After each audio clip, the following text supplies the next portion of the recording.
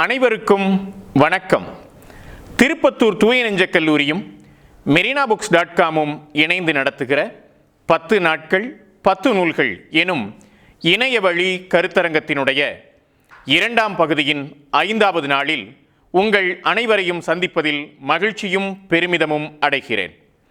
நண்பர்களே, இன்றைக்கு நாம் பார்க்க இருக்கக்கூடிய ஆய்வு நூல் அந்த காலத்தில் காப்பி இல்லை முதலான ஆய்வுக் கட்டுரைகள் எனும் அறிஞர் ஆ.இரா. வேங்கடாச்சலபதி அவர்களுடைய நூல். ஆ.இரா. வேங்கடாச்சலபதி தமிழ் சமூக வரலாறு தொடர்பாக கனதிமிக்க ஆய்வுகளை செய்து வரக்கூடிய ஆய்வாளர்.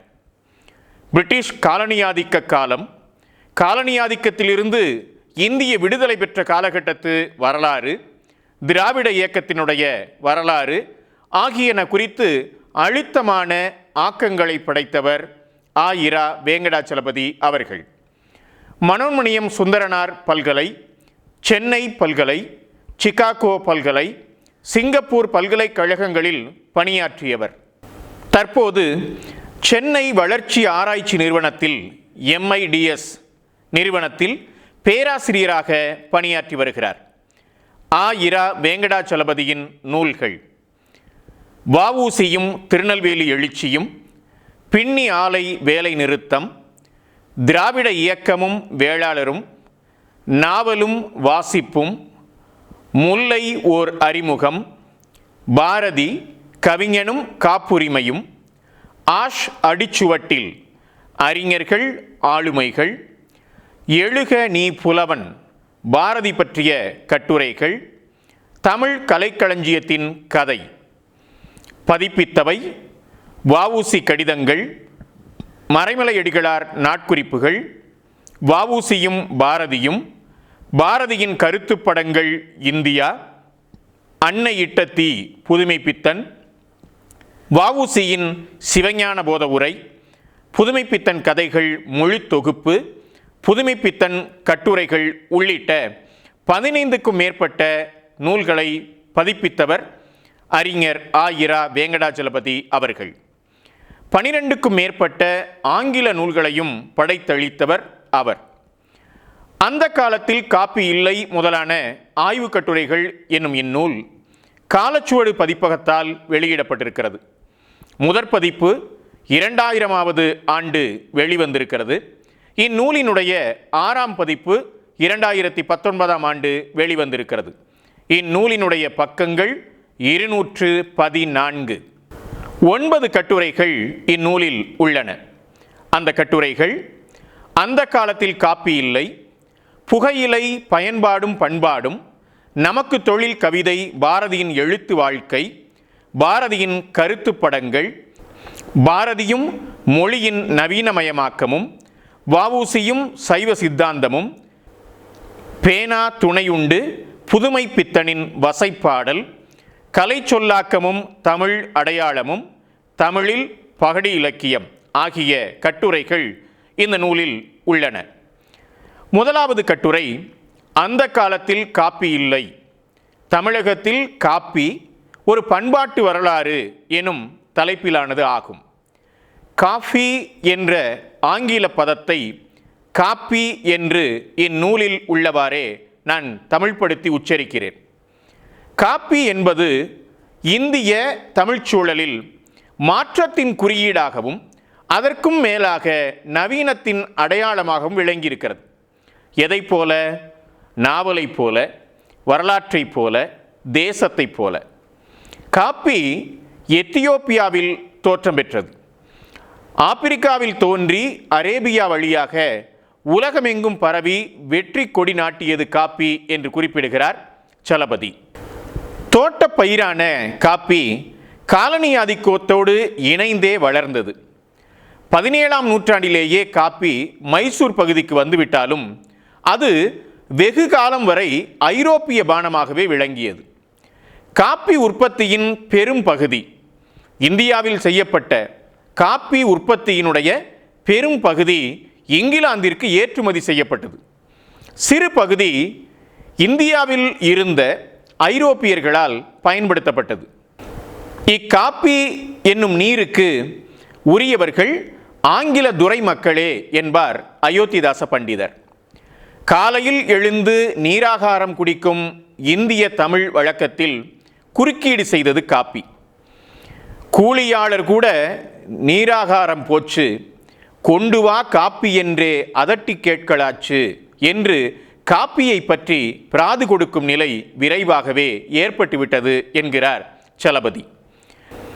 உடல் பண்பாட்டு நலத்திற்கு காப்பி கேடு உண்டாக்கும் என்பதற்கும் அது உற்சாகமானமாக ஏற்படுத்திய கிளர்ச்சிக்கும் தமிழர்கள் ஊசலாடினார்கள். இன்றளவும் மீண்டுவிட்டதாக சொல்ல முடியாது என்கிறார் சலபதி. காப்பி பற்றிய ஒரு விளம்பரம் இப்படி கூவுகிறது: களைப்பை நீக்கும் ஜீவசத்து காப்பி, ஊக்கமும் உற்சாகமும் தருவது காப்பி என்கிறது அது.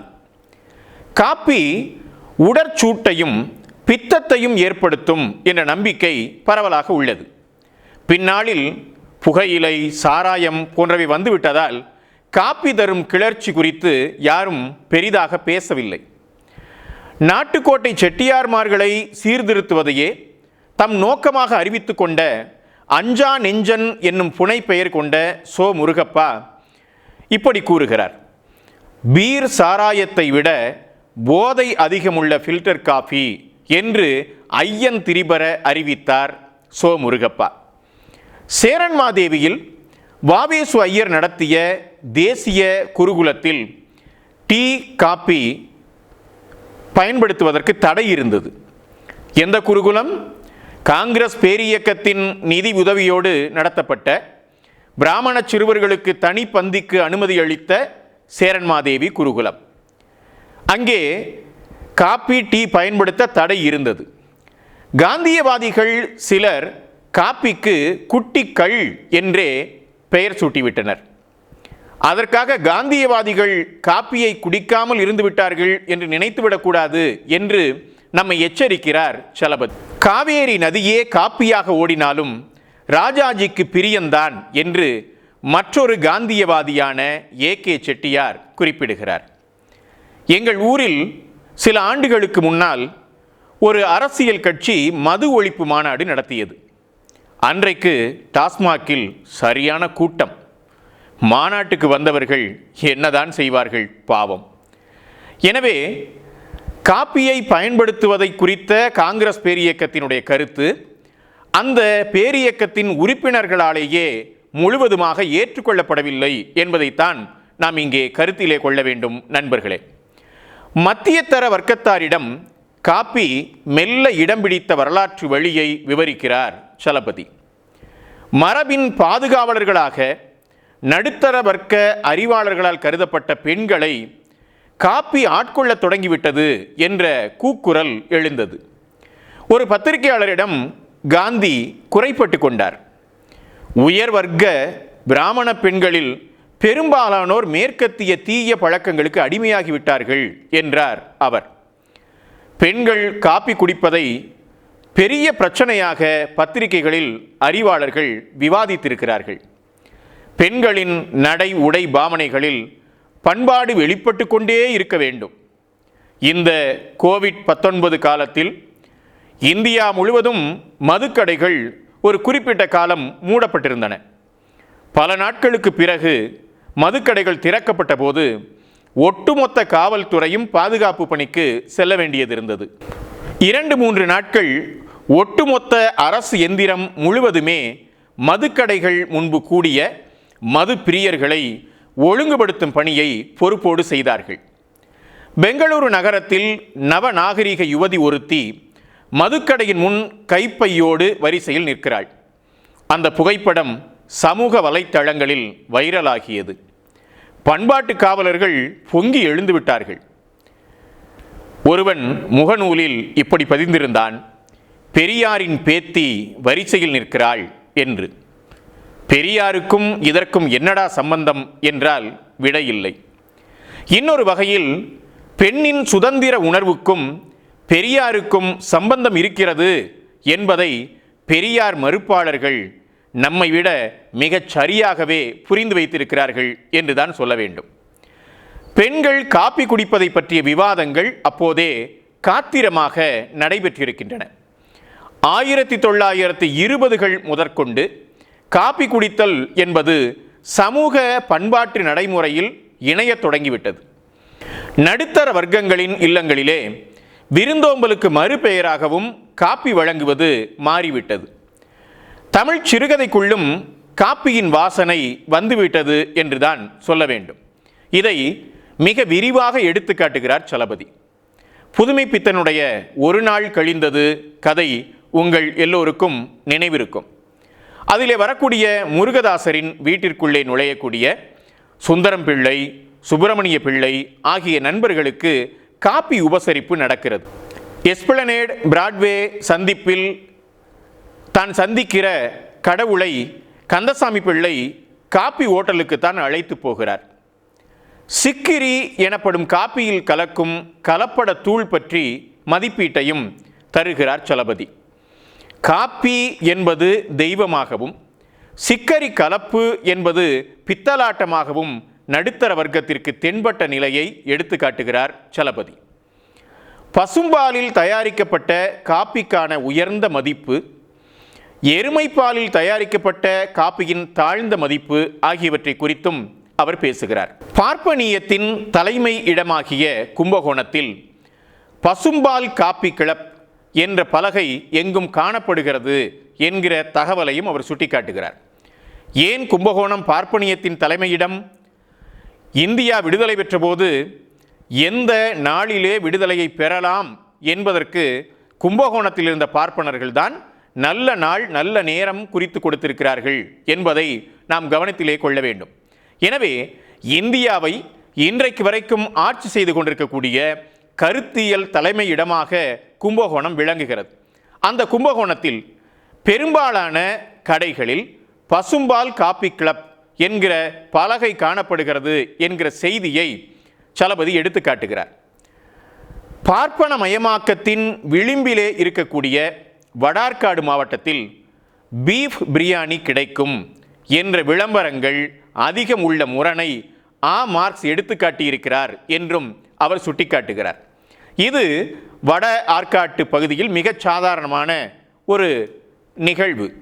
பெரும்பாலான கடைகளிலே இங்கு பீஃப் பிரியாணி கிடைக்கும் என்ற வாசகத்தை நாம் பார்க்க முடியும். எனவே கும்பகோணத்திற்கும் வடார்காடு பகுதிக்குமான ஒரு பண்பாட்டு அடிப்படையிலான வேறுபாடு எவ்வாறு இரு வேறு எல்லைகளை கொண்டிருக்கிறது என்பதையும் அவர் இந்த கட்டுரையிலே இணைத்து சிந்திக்க தருகிறார். நண்பர்களே, காப்பியை சரியாக குடிக்க தெரியாத வர்க்கங்கள் கேலி செய்யப்பட்டிருக்கின்றன. கீரா தன்னுடைய எழுத்துக்களில் இத்தன்மையை பதிவு செய்கிறார். திருவாளர் மேயண்ணா சாப்பிட்ட கும்பாவில் அதே கும்பாவிலே காப்பியை ஊற்றச் சொல்லி கும்பாவோடு குடிக்கிறார். திருவாளர் கீயண்ணா வீட்டில் காப்பி சாப்பிடும் அழகே அழகு. ஒரு லோட்டாவில் காப்பி, மற்றொரு லோட்டாவில் குளிர்ந்த தண்ணீர் கொண்டு வந்து வைக்கிறாள் திருவாளர் கீயண்ணாவின் திருவாட்டி. காப்பி லோட்டாவுக்குள் விரலை விட்டு பார்க்கும் கீயண்ணா சூடாக இருந்தால் குளிர்ந்த தண்ணீரை ஊற்றி கலந்து குடிப்பார். இந்த வழக்கம் எப்படி அவருக்கு வந்தது? வெந்நீரில் பச்சை தண்ணீரை விட்டு விழாவி குளிப்பதிலிருந்து வந்தது என்று தெரிந்து கொள்ளலாம் என்கிறார் கீரா. வே. முத்துசாமி ஐயர் காப்பிக்கும் கணிகைக்கும் சிலேடையாக ஒரு பாடல் எழுதியிருக்கிறார். இதை போல பல பாடல்களை இரா வெங்கடாச்சலபதி தன்னுடைய கட்டுரையில் எடுத்து காட்டுகிறார். இங்கே காப்பிக்கும் கணிகைக்கும் சிலேடையாக ஒரு பாடல். முன்னர் எளிதில் பழக்கம் முற்றுவித்து சார்ந்தோரை தன்னடிமையாக்கி தலைப்படுத்தும், பின்னர் பிணிமழ்கச் செய்விக்கும் பெற்றியால் பொல்லா கணிகையோடு காப்பி ஒப்பாங்கான். இது அந்த பாடல். தமிழில் கலை சொல்லாக்கம் பற்றிய விவாதத்திலும் காப்பி முக்கிய இடம் பெற்றமையை சலபதி எடுத்து காட்டுகிறார். தனித்தமிழ் சொல்லாக்கங்கள் சாத்தியமில்லை என்று வாதிட்டவர்கள், நடக்கிற காரியமா சார், காப்பிக்கு என்ன சார் தமிழ் என்று கேலி செய்ததாக முருகு சுப்பிரமணியம் குறிப்பிடுவதை அவர் எடுத்து காட்டுகிறார். Light coffee, medium coffee, strong coffee, double strong coffee இவற்றுக்கு தமிழில் இன்னும் கலைச்சொல் இல்லை என்று ஏ.கே. செட்டியார் எழுதுகிறார். அதையும் சலபதி எடுத்துக்காட்டி விவாதிக்கிறார். காப்பி ஓட்டல் என்ற ஒன்று தமிழகத்தில் உருவாகி வந்த வரலாற்றையும் இக்கட்டுரை விவரிக்கிறது. ஜி.ஏ. நடேசன் என்பவர் காப்பி ஹோட்டலை குறித்து விவரிக்கிறார். மனித சமூகத்திற்கு இன்றியமையாதவற்றில் காப்பி ஹோட்டலும் ஒன்று. சிலருக்கு தங்கள் வீட்டிலே மனைவியை சமாதானப்படுத்தி நண்பர்களுக்கு விருந்தளிப்பது மிகவும் சிரமமான காரியம். அப்பேற்பட்டவர்கள் காப்பி ஹோட்டலில்தான் தஞ்சம் அடைகிறார்கள் என்கிறார் அவர். இதை எடுத்துக்காட்டக்கூடிய சலபதி ஒரு விரிவான வருணனையையும் எடுத்துக்காட்டுகிறார். அந்த விரிவான காப்பி ஹோட்டலை பற்றிய வருணனையில் ஒரு முக்கிய செய்தி விடுபட்டுள்ளது என்கிறார் சலபதி. இத்தகைய ஓட்டல்களெல்லாம் பார்ப்பனர்களால் நடத்தப்பட்டன என்பதோடு பொதுமக்கள் மனத்திலே அவை பார்ப்பனரோடு இணைத்தும் பார்க்கப்பட்டன என்பதே நாம் நினைவில் கொள்ள வேண்டிய கருத்து என்பதாக அறிஞர் இரா வெங்கடாச்சலபதி எடுத்துக்காட்டுகிறார். நகைச்சுவை அகராதி காப்பி என்பதற்கு ஒரு விளக்கம் தருகிறது. காப்பி ஹோட்டல் என்பதற்கு அந்த நகைச்சுவை அகராதி தரக்கூடிய விளக்கம் பிராமணர்களால் ஏற்படுத்தப்பட்ட பகிரங்க கள்ளுக்கடை என்பதுதான். காப்பி ஓட்டலின் லட்சணம் பற்றி அஞ்சா நெஞ்சன் எழுதுகிறார். வரட்டு பிராமண ஆச்சாரத்தை உடைத்தெறிய இறைவனால் அனுப்பப்பட்ட தூதனாக காப்பி விடுதியை குறிக்கிறது நகைச்சுவை அகராதி. இதை நாம் கவனிக்க வேண்டும். வரட்டு பிராமண ஆச்சாரத்தை உடைத்தெறிவதற்கு காப்பி ஒரு தூதுவனாக அமைந்தது என்று குறிப்பிடப்படுவது. சாதி மத வேற்றுமையை சமப்படுத்திவிட்டது காப்பி. கல்வியோ சட்டங்களோ இந்த வேலையை இவ்வளவு விரைவாக செய்திருக்க முடியுமா என்று ஜி.ஏ. நடேசன் கேட்கிறார்.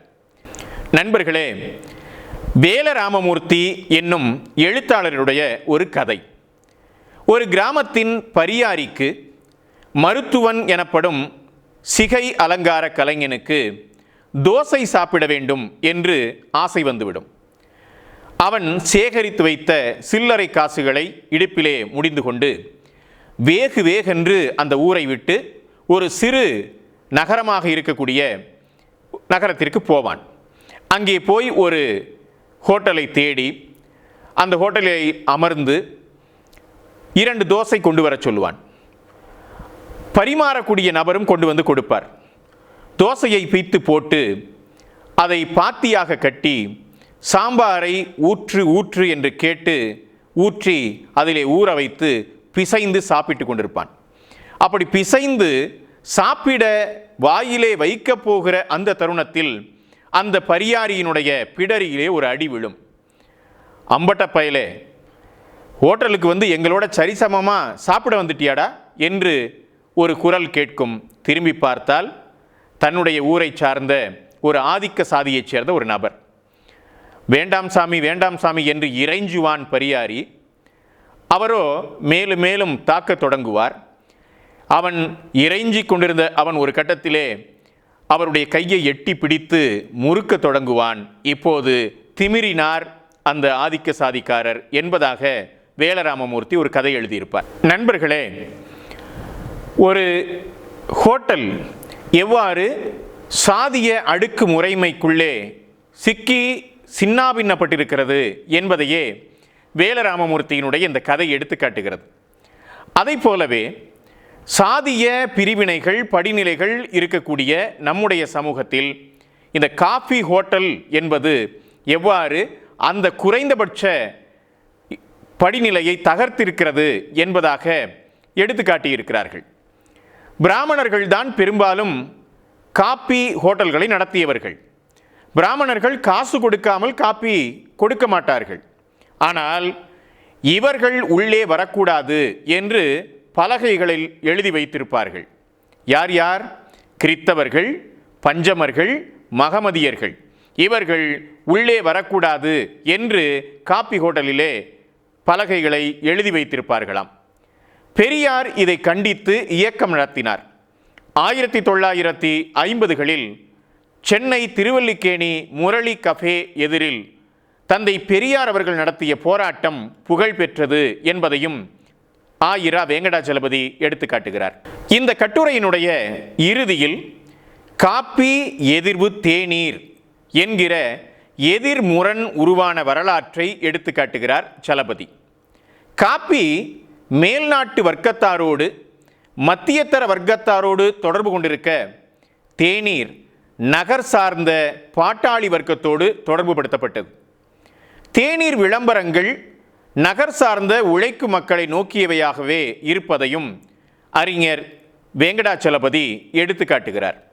வட இந்தியாவில் சாதி வர்க்கம் ஆகியவற்றிற்கு அப்பாற்பட்டு விளங்கிய தேநீர் இன்றளவும் கூட தமிழகத்திலே உழைக்கும் மக்களினுடைய பானமாக விளங்குகிறது.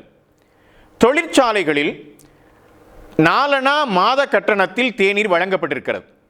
தமிழகம் எங்கும் சென்னை, கோவை, மதுரை, தூத்துக்குடி, திருச்சி என்று தமிழகம் எங்கும் இருக்கக்கூடிய தொழிற்சாலைகளில் தொழிலாளர்களுக்கு தேநீர் மட்டுமே வழங்கப்பட்டது என்று தொழிற்சட்ட நிர்வாக ஆண்டறிக்கை 1943ஆம் ஆண்டு வெளியிடப்பட்ட அந்த தொழிற்சட்ட நிர்வாக ஆண்டறிக்கையில் குறிப்பிடப்பட்டிருக்கிறது.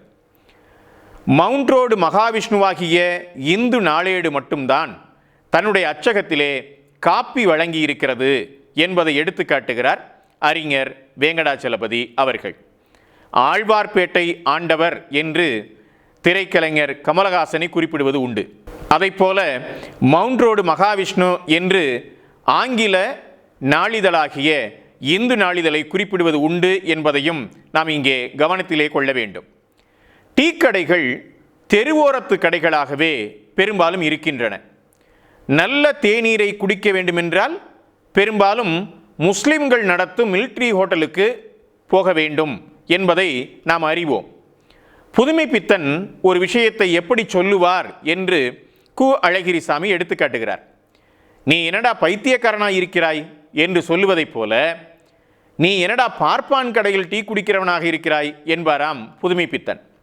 இதை நினைவு கூறும் கு. அழகிரிசாமி, ஐயர் கடையில் காஃபியும் முஸ்லிம் கடை நாயர் கடைகளில் டீயும் குடிக்க வேண்டும் என்பது புதுமை பித்தன் கருத்தென விளக்கம் தருகிறார்.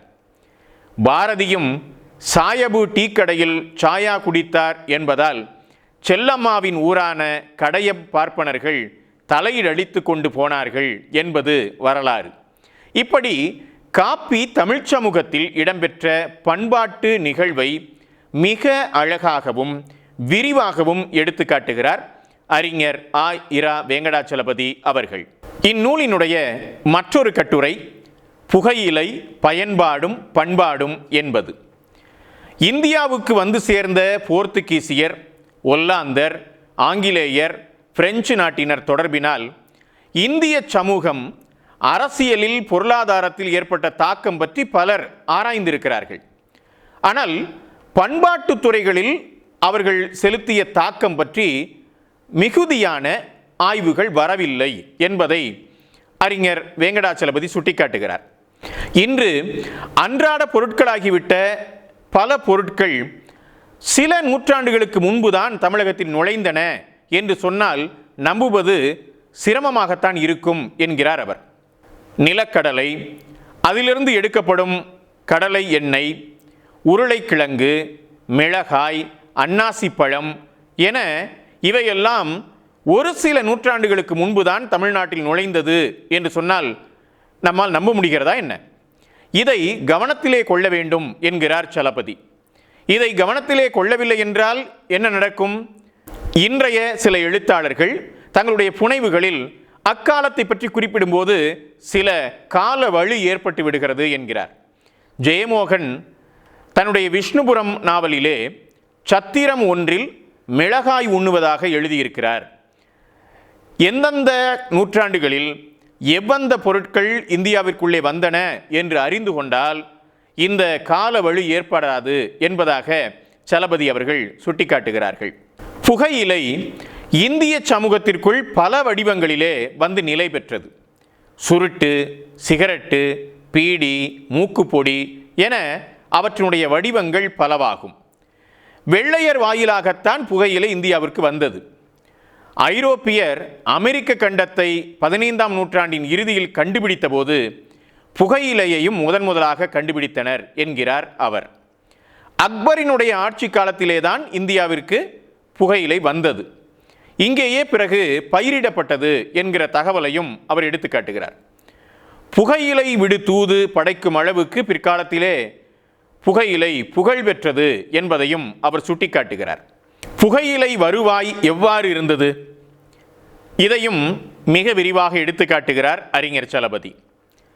புன்சை நிலங்களில் புகையிலை பயிரிடப்பட்டது என்றால் அதற்கு வழக்கமான வரி, வழக்கமான தீர்வை உண்டு. நன்சை நிலங்களிலே புகையிலை பயிரிடப்பட்டால் விளைவில் பாதியினை வரியாக கொடுக்க வேண்டும். இது ஏகபோக முறை என்று குறிப்பிடப்படுகிறது. இப்படியான ஒரு வரி விதிப்பு இருந்ததை அவர் எடுத்து காட்டுகிறார். 1803ஆம் ஆண்டுக்கு பிறகு வருடத்திற்கு 4 லட்சம் ரூபாய்க்கு மேலாக அரசுக்கு புகையிலையால் வருமானம் கிடைத்தது என்கிற குறிப்பை அவர் எடுத்து காட்டுகிறார். இது ஆண்டுதோறும் அதிகரித்து கொண்டே போனது என்பது புகையிலையின் உற்பத்தி, நுகர்வு ஆகியவை விரிவடைந்திருக்கிறது என்பதை எடுத்து காட்டுகிறது. சுருட்டு மூக்குப்பொடி குறித்த தகவல்களும் இந்த கட்டுரையிலே தரப்பட்டிருக்கின்றன. தமிழ்நாட்டினுடைய முதலமைச்சராக விளங்கிய அறிஞர் அண்ணா அவர்கள் மூக்குப்பொடி போடும் அழகினை பல பேர் பகிர்ந்திருக்கிறார்கள்.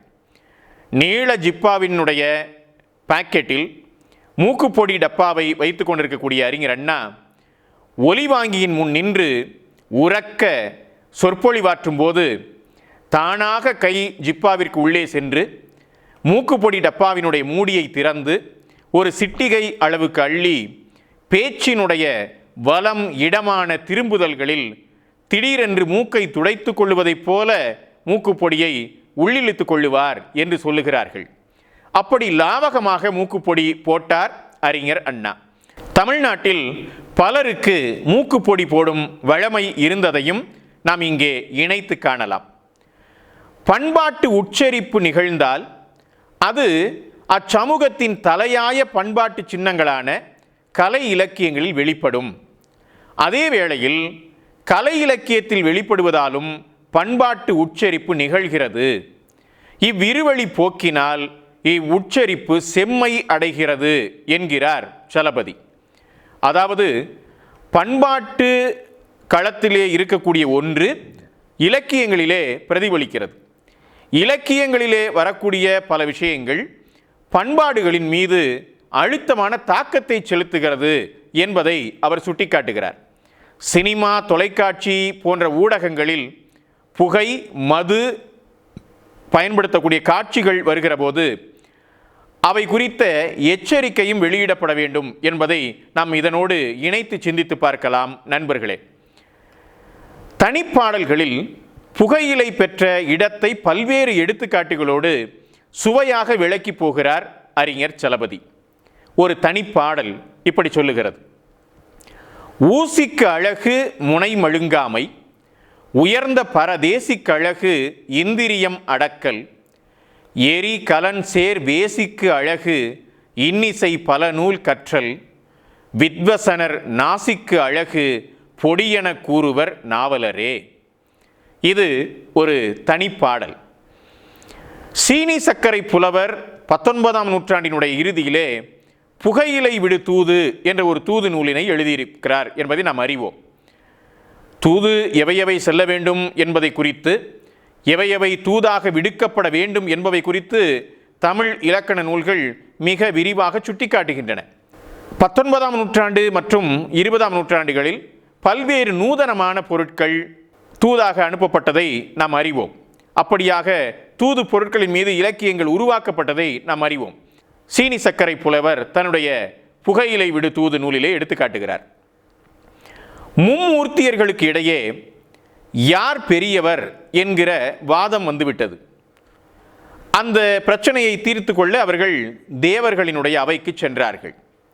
தேவர்கள் சொன்னார்கள், யார் பெரியவர் என்கிற இந்த பிரச்சனையை பிறகு தீர்ப்போம், முதலில் ஒவ்வொருவருக்கும் ஒரு பத்திர பொருள் தருவோம், அதை நீங்கள் கையிலே வைத்துக் கொள்ள வேண்டும் என்று சொல்லி சிவனுக்கு கூவிளமும், திருமாலுக்கு பைந்துளவும், பிரம்மனுக்கு புகையிலையையும் கொடுத்தார்கள். சிவனுடைய கூவிளத்தை கங்கை கொண்டு போயிற்று. திருமாலுடைய பைந்துளவு பார்க்கடலிலே அமிழ்ந்தது. பிரம்மன் மட்டும் தனக்கு கொடுத்த இலையை பத்திரமாக வைத்திருந்தார். தேவர்கள் திரும்ப கேட்டபோது மற்ற இருவராலும் தங்களிடம் கொடுத்த பத்திர பொருளை தர முடியவில்லை. ஆனால் பிரம்மன் மிக பத்திரமாக திருப்பி கொடுத்தார். அவர் மட்டும் நமது பத்திரம் போகையிலை என்று புகன்றார். அதுவே பத்திரம் போகையிலை என்பது போகையிலை போகையிலை புகையிலை என்று மாறியது என்பதாக இந்த புகையிலை விடு தூது எடுத்து காட்டுகிறது. எனவேதான் புகையிலைக்கு பிரம்மபத்திரம் என்ற மறுபெயரும் இருக்கிறது என்பதை புகையிலை விடு தூது எடுத்து காட்டுகிறது. நண்பர்களே, புலவர் புரவலர் உறவை சித்தரிக்கும் சான்றுகளும் இருப்பதை இந்த புகையிலையின் ஊடாக அல்லது புகையிலை பொருட்களின் ஊடாக எடுத்து காட்டுகிறார் அறிஞர் சலபதி அவர்கள். பாலவனத்தம் ஜமீன்தார் பாண்டித்துரை தேவர் எழுதிய ஒரு தனிப்பாடலை அறிஞர் சலபதி மேற்கோளாக காட்டுகிறார். ஓசி பொடி என்று ஒரு நாள் உனக்களித்தால் நீ சற்றும் அச்சமின்றி நித்தம் நித்தம் யாசித்து அடிக்கடி சும்மா வந்து அலட்டுகிறாய். சீச்சி, பொடி கொடுப்பதில்லை இனி போ என்பது பாண்டித்துரை தேவருடைய ஒரு தனிப்பாடல். அடிக்கடி வந்து பொடி கேட்கக்கூடிய ஒரு புலவனை விரட்டியடிக்கிறார் என்பதையும் நாம் இங்கே பார்க்கலாம். அடித்தள மக்களினுடைய நாட்டார் தெய்வ வணக்கத்தில் சாராயம், இறைச்சி முதலியானவற்றோடு சுருட்டு முதலான புகையிலை பொருட்கள் முக்கிய இடம் பெறுகின்றன என்கிற குறிப்பையும் அறிஞர் சலபதி நமக்கு எடுத்து காட்டுகிறார். புகையிலை கண்டிக்கப்பட்ட நிலையையும் அவர் எடுத்து காட்டுகிறார். மருத்துவ ரீதியாகவும் ஏனைய பண்பாட்டு அடிப்படையிலும் கூட புகையிலை கண்டிக்கப்பட்டிருக்கிறது என்பதையும் அவர் சுட்டிக்காட்டுகிறார். புகையிலை பயன்படுத்தக்கூடிய வழக்கம் கண்டிக்கப்பட்டிருக்கிறது. ஆனால் உழைக்கும் மக்கள் இந்த கண்டிப்பை ஏற்றுக்கொள்வார்களா? ஒழுக்கவாதிகளின் போதனைகளை முறை மீறுவது என்பதே அடித்தள மக்களுடைய வழி என்பதை அவர் சுட்டிக்காட்டி புகைப்பிடிப்பதை கடுமையாக கண்டித்த காந்தியடிகளினுடைய பேரிலேயே அவர்கள் சிகரெட் பிடிக்கலாயினர் என்பதை எடுத்து காட்டுகிறார். காந்தி இப்படி நொந்து கொண்டாராம். என்னுடைய உத்தரவில்லாமலேயே பலர் தங்கள் வியாபாரத்திற்கு எனது பெயரை உபயோகித்து வருகின்றனர். இந்த மாதிரியான எவ்வளவோ காரியங்கள் செய்யப்படுவதில் எனக்கு ரொம்ப அவமானத்தை தருவது சிகரெட்டுகளுக்கு என் பெயரை வைத்து வியாபாரம் செய்து வருவதுதான் என்று காந்தியடிகளே நொந்து கொண்டார் என்கிற குறிப்பையும் அவர் எடுத்து காட்டுகிறார். காந்தியை தேசத்தந்தையாக வரித்து கொண்ட இந்திய அரசு, தமிழக அரசு சாராயக்கடை நடத்துவதை இன்றைக்கு காந்தி பார்த்தார் என்றால் தற்கொலையே செய்து கொண்டு செத்து போவார். அவருக்கு அந்த கஷ்டத்தை தந்துவிடக்கூடாது என்பதற்காகத்தான் காந்தியடிகளை தேசத்தந்தை பதவியிலே இருந்து இறக்கி கோட்சேயை தேசப்பிதாவாக்கும் முயற்சி நடக்கிறது. நண்பர்களே, இந்த நூலினுடைய மற்றொரு கட்டுரை நமக்கு தொழில் கவிதை பாரதியின் எழுத்து வாழ்க்கை என்பதாகும். எழுத்தையே ஜீவிதமாக கொண்ட பாரதியின் பாடுகளை கட்டுரை விவரிக்கிறது. பாரதியின் வாழ்நாளில் அவனுடைய நூல்கள் 2000 பிரதிகளுக்கு மேல் அச்சானதாக தெரியவில்லை என்கிற ஒரு குறிப்பை தருகிறார் சலபதி. பாரதிக்கு ஒரு பெரிய கனவு இருந்தது. தன்னுடைய படைப்புகளை எல்லாம் தொகுத்து 40 நூல்கள் வெளியிட வேண்டும், ஒவ்வொன்றும் 10,000 பிரதிகள் வெளியிடப்பட வேண்டும் என்று திட்டமிட்ட பாரதியினுடைய கனவு கனவாகவே போயிற்று என்பதை நாம் அறிவோம். பாரதி வாழ்ந்த தமிழகம், தமிழ் பதிப்புத்துறையினுடைய அமைப்பு, தன்மை, அக்காலத்து வாசகர்களினுடைய சமூக வர்க்க மனப்பான்மை ஆகியவற்றின் அடிப்படையில் பாரதியின் எழுத்து வாழ்க்கையை மதிப்பிடுகிறார் அறிஞர் சலபதி. பொதுவாக அச்சு நூல்களினுடைய தொடக்க காலத்தில் பெரும் தனக்காரர்கள் இந்த நூல்களை வெளியிட தானமளித்திருக்கிறார்கள். அவர்கள் பங்களிப்பை செய்திருக்கிறார்கள். பிறகு கையொப்பம் தரும் முறை என்ற ஒரு முறை இருந்திருக்கிறது. ஒருவர் நூலினை வெளியிட வேண்டும் என்றால் அவருக்கு முன் பணம் கொடுத்து அந்த புத்தகத்தை வாங்கி கொள்ளுவது. இன்றைக்கு முன் வெளியீட்டு திட்டம் என்பதைப் போல பெரும் தனக்காரர்கள் முன்னாலேயே பணம் கொடுப்பதை கையொப்பம் தரும் முறை என்பதாக குறிப்பிடுகிறார்கள். அதை அறிஞர் சலபதி எடுத்து காட்டுகிறார். பாரதியின் வாழ்க்கை எட்டயபுரம் ஜமீனில் தொடங்குகிறது. இன்றைக்கு நமக்கு கிடைக்கும் பாரதியின் முதல் படைப்பு அவனது 15ஆம் வயதில், அதாவது 1887 எட்டயபுரம் ஜமீன் பிரமுகர் வெங்கடேஸ்வர எட்டப்ப பூபதிக்கு கல்வி கற்க பொருளுதவி வேண்டி எழுதப்பெற்றது. இதை சலபதி எடுத்து காட்டுகிறார். 12 வயதில் காந்திமதிநாதனின் பாரதி சின்னப்பயல் என்னும் ஈற்றடி தரப்பட, 12 வயதில் காந்திமதிநாதனின் பாரதி சின்னப்பயல் என்னும் ஈற்றடி தர பாடிய வெண்பாவும் அதன் திருத்தப்பட்ட வடிவத்தையும் ஏன் முதல் படைப்பு என்று சலபதி குறிப்பிடவில்லை என்ற கேள்வி நமக்கு எழுகிறது. இந்த பாரதி சின்னப்பயல் என்கிற இந்த நிகழ்வும் பாடலும் பாரதியின் நண்பரான பசுமலை பாரதியார் எனப்படும் நாவலர் சோமசுந்தர பாரதியாரால் சொல்லப்பட்டவை என்பதால் இருக்கலாம். இப்போது அந்த ரெட்டப்ப பூபதிக்கு எழுதப்பட்ட கவிதையினை எடுத்து காட்டுகிறார் சலபதி. அந்த செய்யுள் இதுதான்: செந்தமிழ் திருமொழி சிறிதும் ஆதரிப்பவர் இன்மையின், இந்நாள் இனிது கற்பவர்க்கு நன்மை பயவாது நலிந்திட, மற்றை புன்மொழி பலவும் பொலி உரல் ஆயின. என் தந்தையார் என்னையும் புறமொழி கற்க வென்றியம்புவர், என்னையான் செய்குவது இன்றமிழ் கற்பினோ பின்னை ஒருவரும் பேணார் ஆதலின், கண்ணையா நம்மொழி கற்க துணிந்தனன் என்று பாரதி பாடுகிறான். இந்த பாடலை மிக விரிவாக மேற்கோள் காட்டி சலபதி இப்படி சொல்லுகிறார்: தமிழ் படித்தால் காசு பேராது என்ற ஓர்மையுடனேயே பாரதி தமிழ் உலகிற்குள்ளே காலடி எடுத்து வைத்தான் என்கிறார். ஊவே சாமிநாதன் என்கிற சிறுவனிடம் அவனுடைய அப்பா வேங்கடப்ப ஐயர் கேட்கிறார்: குழந்தை, இங்கிலீஷ் படித்தா இகலோகத்தில் நன்னா வாழலாம், சம்ஸ்கிருதம் படித்தா பரலோகத்தில் நன்னா வாழலாம், என்ன படிக்க விரும்புகிற என்று கேட்கிறார். சாமிநாதன் சொன்னான்: தமிழ் படித்தா 2 லோகத்திலும் நன்னா வாழலாமேப்பா, தமிழ் படிக்கிறேனே என்று சொன்னான். மகாவித்வான் மீனாட்சி சுந்தரம் பிள்ளையிடம் தன் பிள்ளையை தமிழ் படிக்க கொண்டு போய் சேர்த்தார் ஊவேசாவினுடைய தந்தை. எனவே தமிழ் இகலோகத்திற்கும் பரலோகத்திற்கும் உதவும் என்றாலும் பொருள் பெற உதவுமா என்பது ஐயமே என்பதை பகடியாக சுட்டிக்காட்டுகிறார் ஆயிரா வெங்கடாச்சலபதி அவர்கள். தமிழின் முதல் நவீன கவிஞனாக மலர்ச்சி பெற்ற பாரதியின் இலக்கிய வாழ்க்கை புரவலரை நாடி பாடிய பாடலோடு தொடங்குவதுதான் முரணணி மிக்கது என்கிறார் வெங்கடாச்சலபதி. எட்டயபுரம் சமஸ்தானத்தை விட்டு வெளியேறிய பாரதி பிற்காலத்தில் சமஸ்தானத்தில் சன்னிதானத்தின் உதவிக்கு கையை சொரிய வேண்டி வந்தது. சுதேசமித்திரனுடைய உதவியாளராக பணியாற்றி வெளியேறிய பிறகு ஏறத்தாழ 15 ஆண்டுகளுக்கு பிறகு மீண்டும் அதே பத்திரிகையின் உதவி ஆசிரியராக அமர வேண்டியிருந்தது.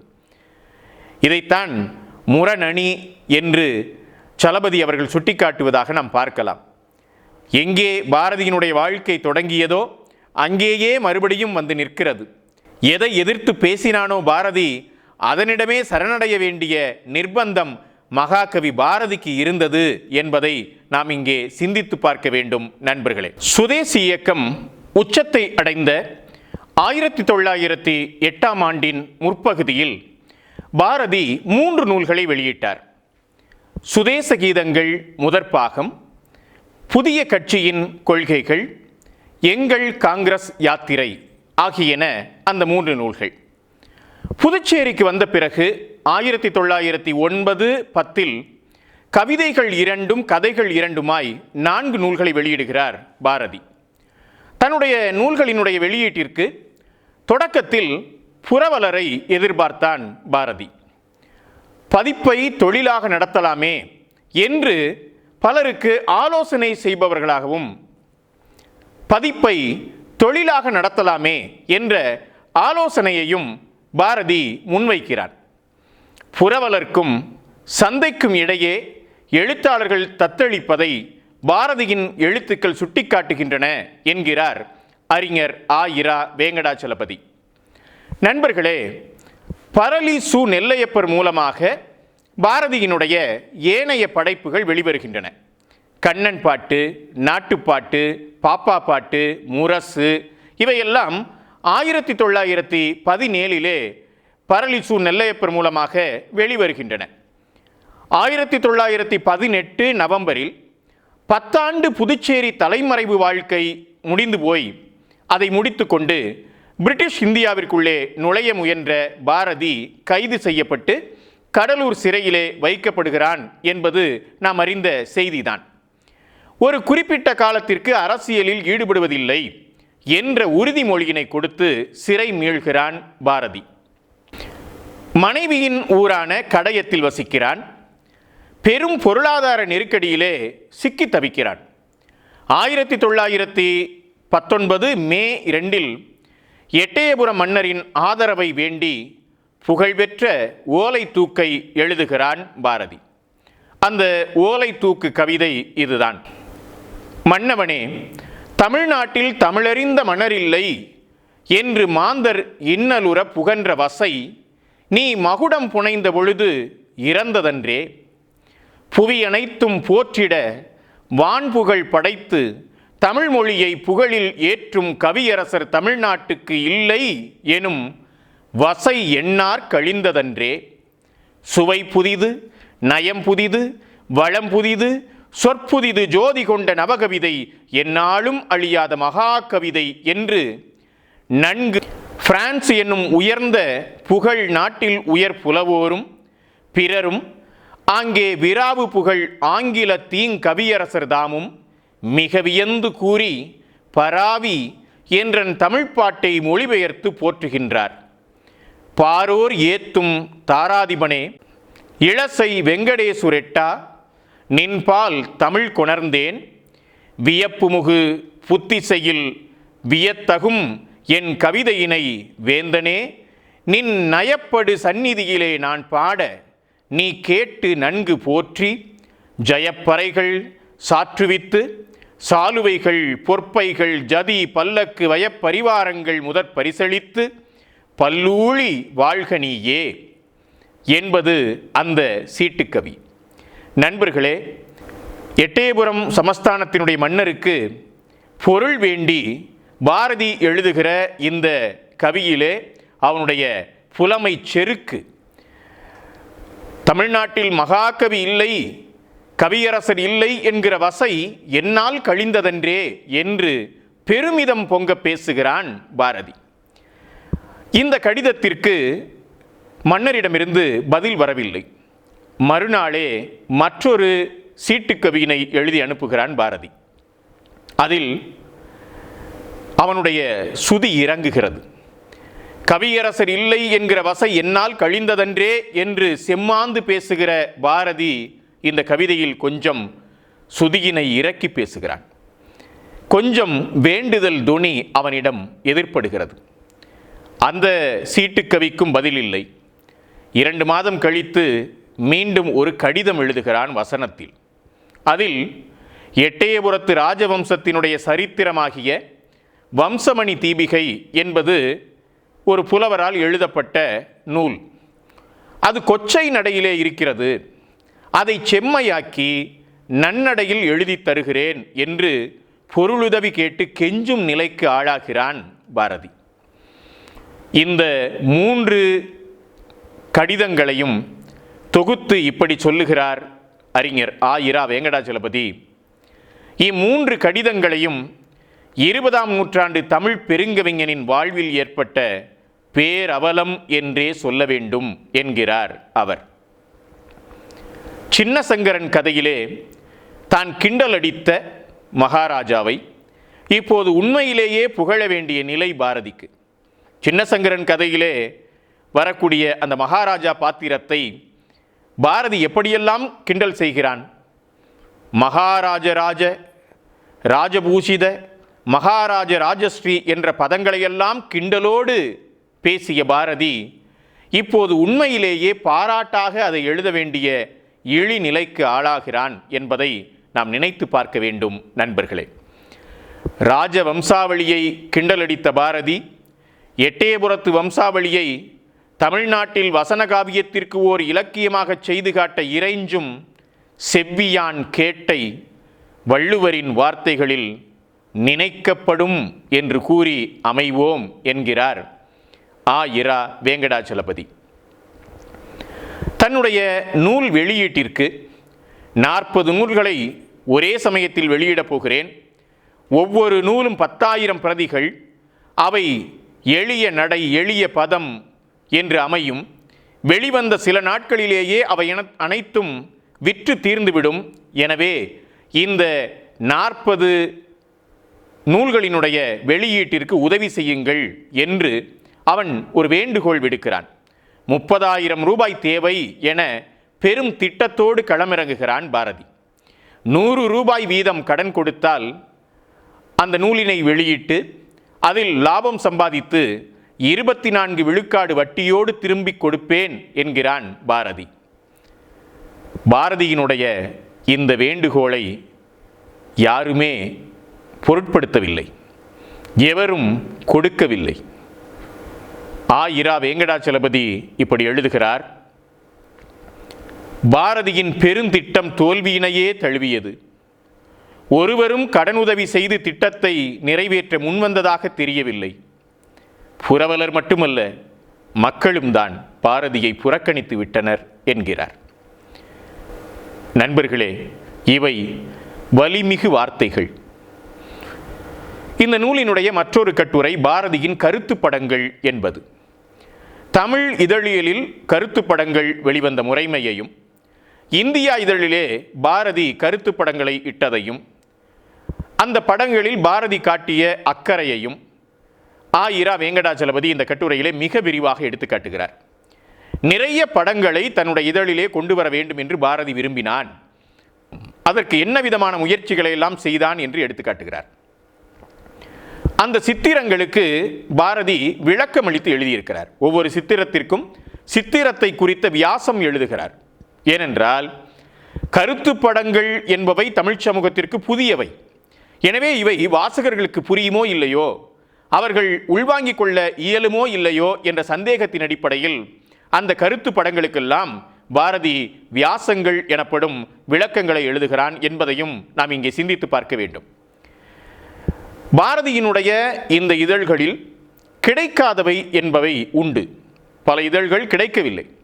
கிடைக்க பெறாத இதழ்களின் படங்களை பற்றிய குறிப்புரைகளை ஆங்கில அரசாங்கத்தினுடைய உளவுத்துறை குறிப்புகளிலிருந்து எடுத்து தருகிறார் சலபதி. உண்மையில் ஆங்கிலேய அரசினுடைய உளவுத்துறைக்கு நாம் எல்லாம் நன்றி கடன் பட்டிருக்கிறோம். பாரதி கண்காணிக்கப்பட்டிருக்கிறான்.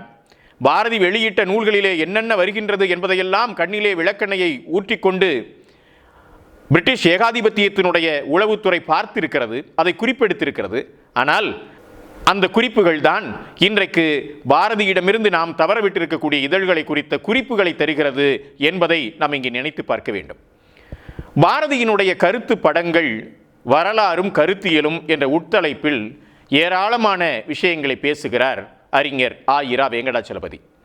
அந்த கருத்து படங்களில் அன்றைக்கு இருந்த மிதவாதிகள் தீவிரவாதிகள் என்ற இந்திய தேசிய காங்கிரசினுடைய 2 போக்கினர்களில் தீவிர பிரிவினரை சார்ந்திருந்த பாரதி மிதவாதிகளை எப்படி சித்தரித்தான் என்பதை குறித்த சித்திரம் அதிலே கிடைக்கிறது.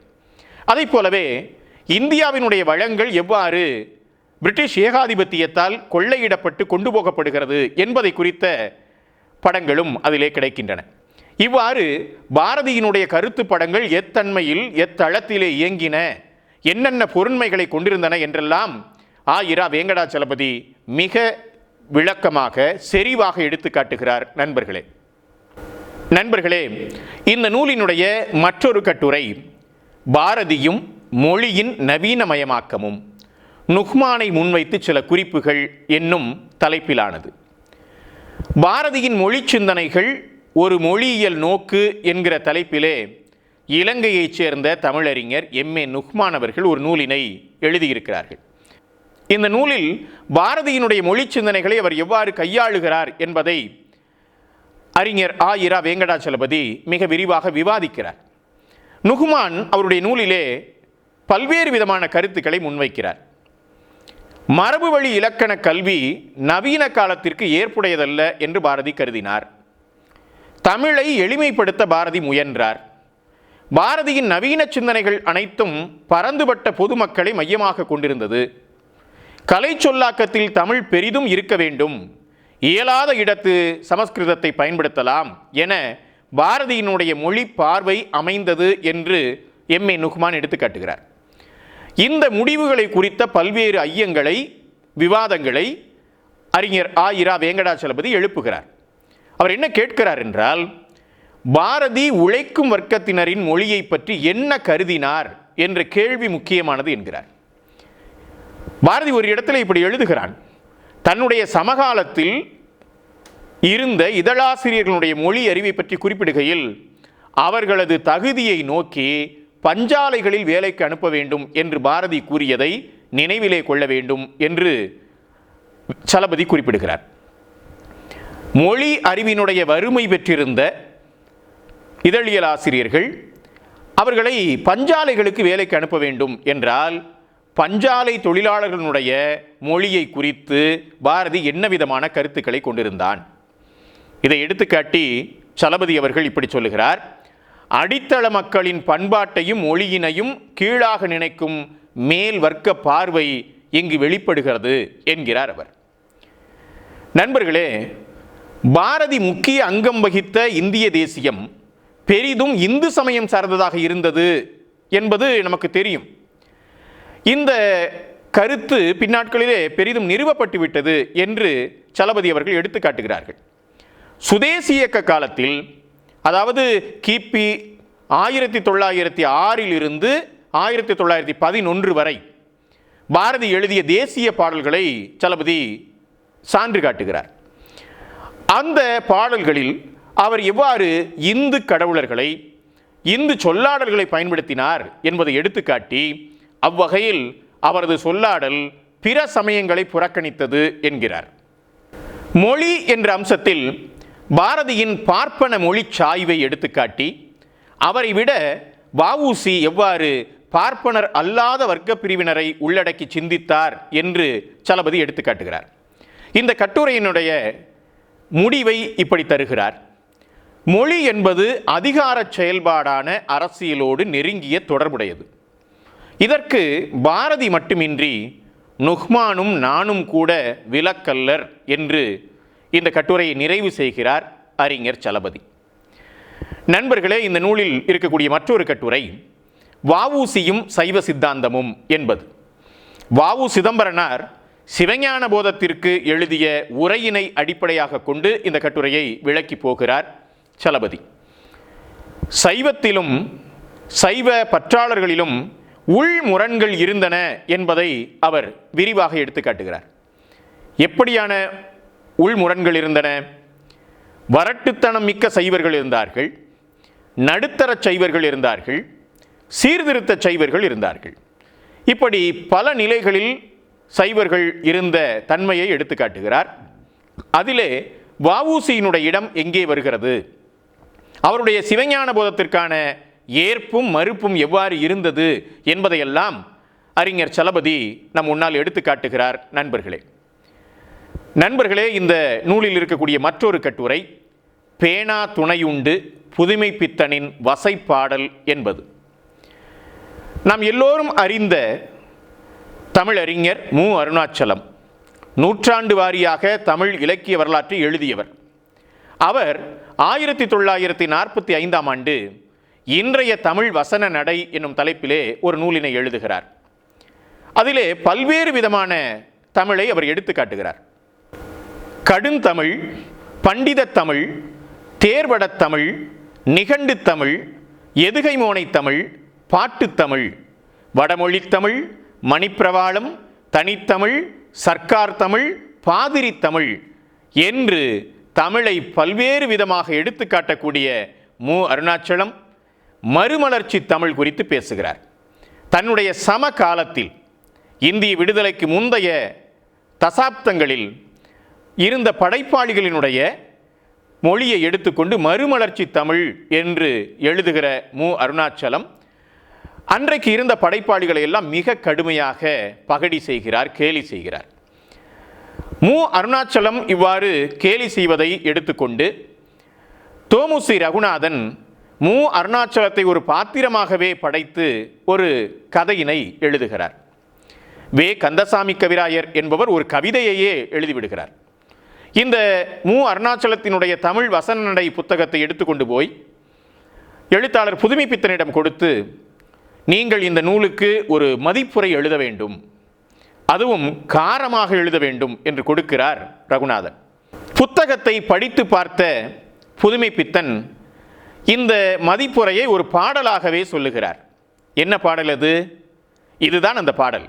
மூணா வருணாச்சலமே மூடா, ஆனா முதல் அம்வரையும் உளரும் மூணா, எனவே மொழிவேன் உனையே, பேனா உளறல் பித்தா போடா என்கிறார் இந்த பாடலில்.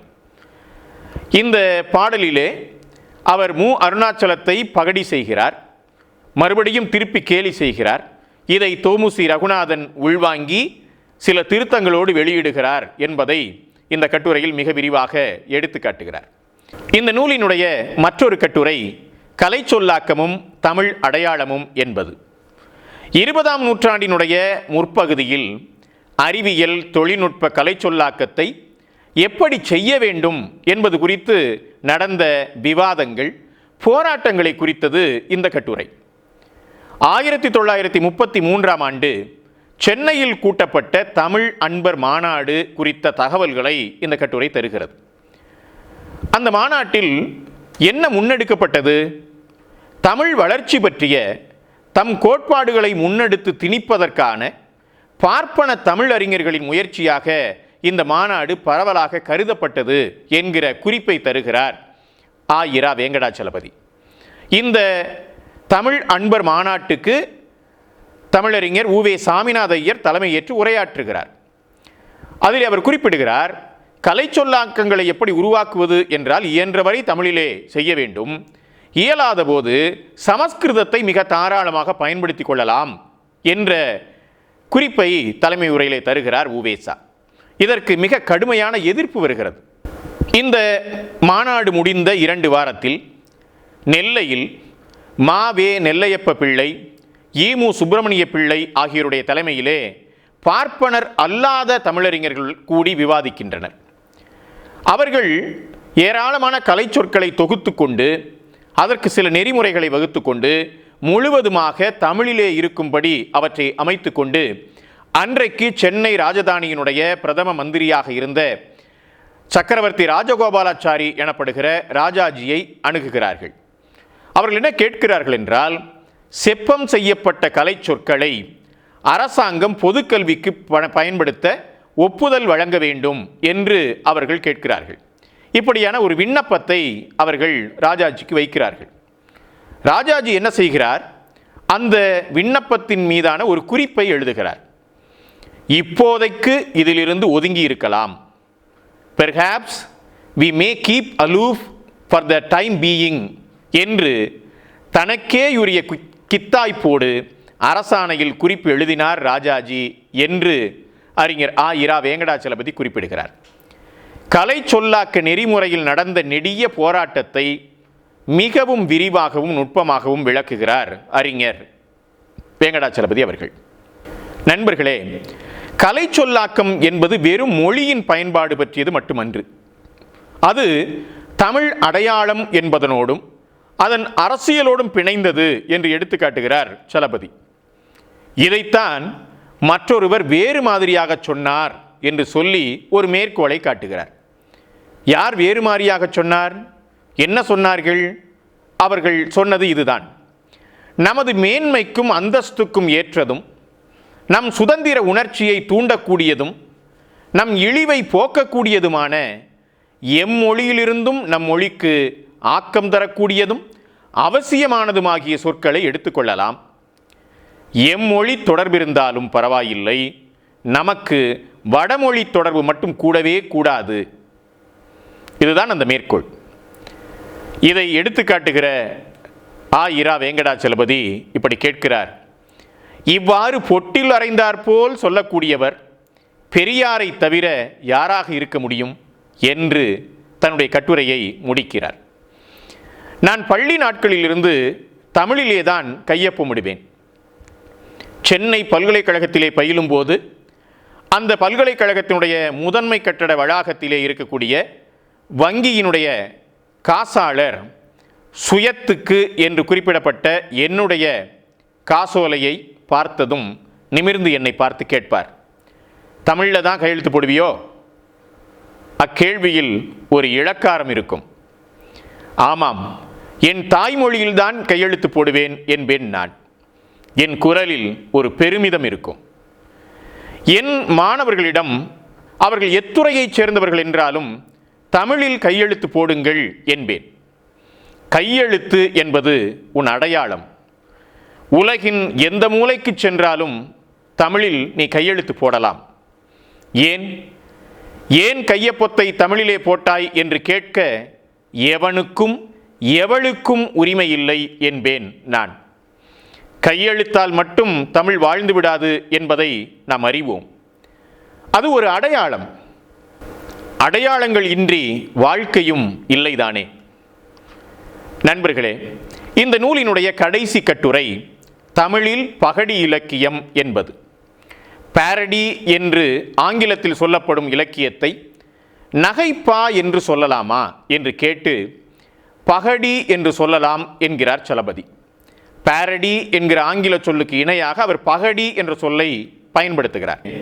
தமிழின் முதல் பகடி நூல் கவிமணி தேசிக விநாயகம் பிள்ளை எழுதிய நாஞ்சில் நாட்டு மருமக்கள் வழி மான்மியம்தான் என்கிறார் சலபதி. தா கோவேந்தனின் புதுநானூறு பகடி இலக்கியத்தின் உச்சம் என்கிறார். புறநானூறு நாம் அறிவோம், கோவேந்தன் புதுநானூறு என்று படைத்திருக்கிறார்.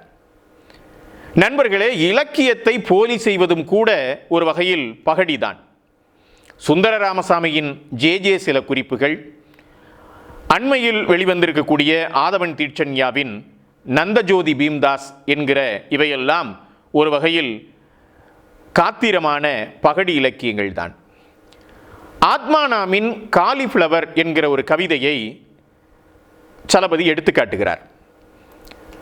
காலிஃப்ளவர் என்பது ஒரு உணவுப் பொருள், ஒரு காய்கறி வகையைச் சேர்ந்தது, ஒரு பூ வகையைச் சார்ந்த உணவுப் பொருள் என்பதை நாம் அறிவோம். அந்த காலிஃப்ளவரை குறித்து ஒரு கவிதை.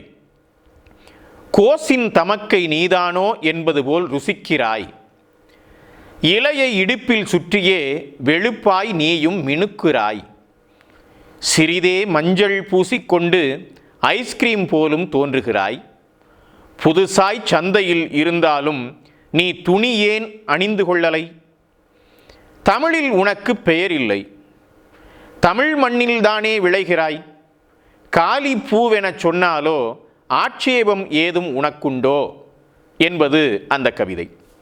காலிஃப்ளவர் என்று இன்றைக்கும் ஆங்கில சொல்லால் அழைக்கப்படக்கூடிய அந்த பூ வகையிலான காய்கறியை தமிழில் உனக்கு பெயர் இல்லை, தமிழ் மண்ணில்தானே விளைகிறாய், காலி பூ என்று உன்னை சொன்னால் உனக்கு ஆட்சேபம் ஏதாவது உண்டா என்று பகடி செய்து பேசுகிறார் கவிஞர் ஆத்மானாம்.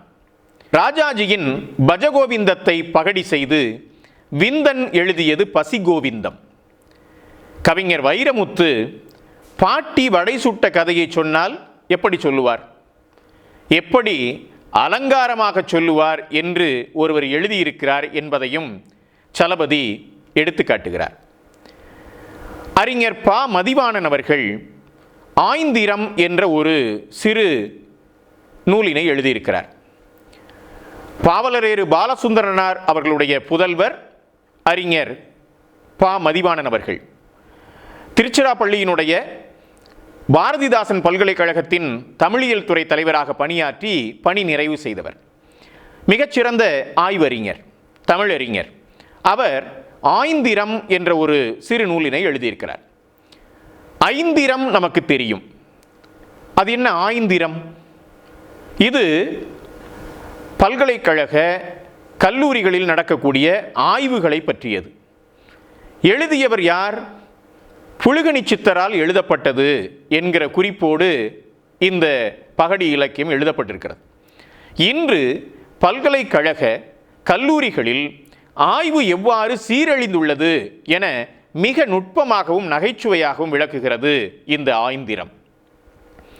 ஆய்ந்திரம் நூலினுடைய சிறப்பு பாயிரம் இது.